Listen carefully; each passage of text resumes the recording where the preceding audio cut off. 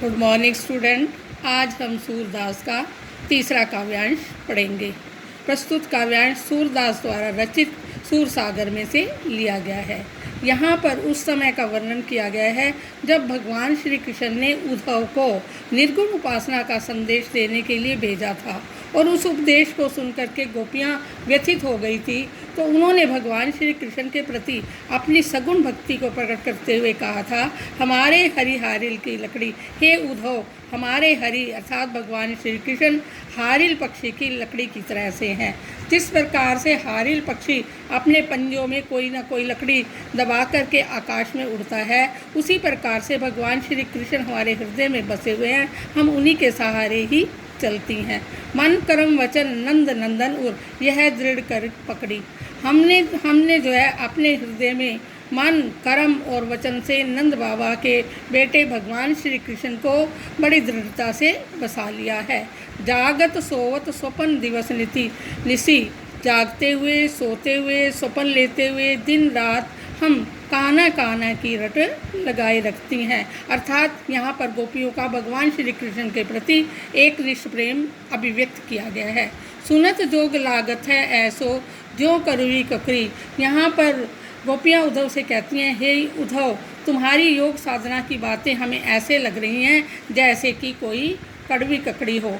जिस प्रकार से कड़वी ककड़ी अग्रहणीय होती है, उसी प्रकार से तुम्हारा योग संदेश भी अग्रहणीय ही है। सूतो व्याधि हमको ले आए और तुम निर्गुण उपासना के संदेश संबंधी ऐसी पीड़ा को हमारे लिए लेकर के आए हो जिसे ना हमने कभी देखा है, ना ही सुना है और ना ही जिसका उपभोग किया है। यह तो सूरत नहीं ले सोपो। तो सूरदास जी कहते हैं कि यहाँ गोपियों ने उन्हें कहा कि यह निर्गुण भक्ति रूपी रोग उन्हीं को सौंपो जिनका मन चक्री के समान चंचल है, अस्थिर है। अर्थात भगवान श्री कृष्ण का मन ही अस्थिर है, यह उन्हें ही दे दो। हमारा मन तो स्थिर है, हम इस योग साधना को किसी प्रकार से ग्रहण नहीं कर सकती। भावार्थ, यहाँ पर गोपियों का भगवान श्री कृष्ण के प्रति अनन्य प्रेम प्रकट किया गया है। ब्रज भाषा का प्रयोग है, संबोधन शैली है, लक्षणा शब्द शक्ति है। अलंकार, हमारे हरिहारिल में अनुप्रास अलंकार का प्रयोग किया गया है। नंद नंदन में अनुप्रास, जागत सोवत स्वपन दिवस निसी में अनुप्रास, काना काना में अनुप्रास, जो करोई ककड़ी में उपमा अलंकार, शब्द चयन बड़ा सार्थक संस्कृत के शब्दों का भी प्रयोग किया गया है, जैसे कि उर, हारिल, हरि, व्याधि आदि। ब्रज भाषा का प्रयोग किया गया है, माधुर्य गुण से युक्त सरस भाषा है। अब हम सूरदास जी का चौथा पद पढ़ेंगे। हरि है राजनीति पढ़ आए।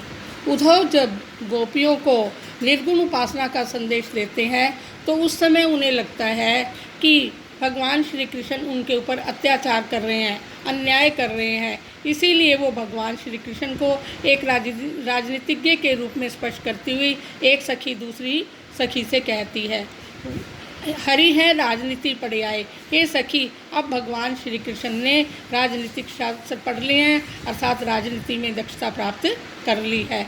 समझी बात कहत मधुकर के, कहते हैं कि जब मधुकर उद्धव ने उनके बारे में बताया तो वे कहती हैं कि हमने भगवान श्री कृष्ण के बारे में सब समाचार प्राप्त कर लिए हैं। एक अति चतुर होते पहले थे, एक तो वे भगवान पहले ही बहुत चतुर थे।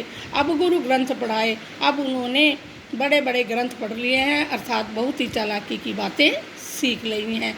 बड़ी बुद्धि जानी जो उनकी, अब उन्होंने अपनी बड़ी बुद्धि अर्थात विशाल बुद्धि का परिचय देते हुए योग संदेश पठाए, हमारे लिए योग साधना का संदेश भेज दिया है। उद्धव भले लोग आगे के, हे उद्धव, पहले के लोग बहुत सज्जन होते थे जो दूसरों के हित के लिए कार्य करने के लिए इधर उधर दौड़ते रहते थे, परंतु अब तो भगवान श्री कृष्ण ने उसके विपरीत ही कार्य कर डाला है। अब अपने मन फेर पाइए। अब भगवान श्री कृष्ण ने मथुरा जाते समय हमारा मन चुरा लिया था, अब हम अपने मन को उनसे वापस प्राप्त करना चाहती हैं, क्योंकि अब उनका मन जो है वहीं मथुरा में ही लग गया है। ते क्यों अनीति करे आप उन्हें, वे अब हम जो जे औरों अनीति छुड़ाए, जो अन्य व्यक्तियों को दूसरों को जो है अन्याय से छुड़वाते हैं, वे अब हमारे साथ अन्यायपूर्ण व्यवहार क्यों कर रहे हैं। सूरदास जी कहते हैं कि राज धर्म तो यही सूर जो प्रजा न जाई सुताए।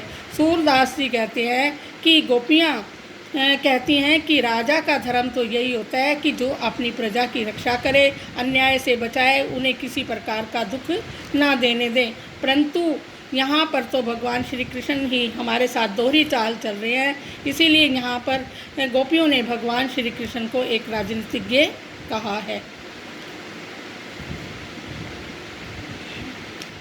अलंकार। हरि है राजनीति पढ़ाए में वक्रोक्ति अलंकार। समाचार सब में अनुप्रास, बड़ी बुद्धि में अनुप्रास, भले लोग आगे के में अनुप्रास, ते क्यों अनीति करे आपुने। प्रश्न अलंकार।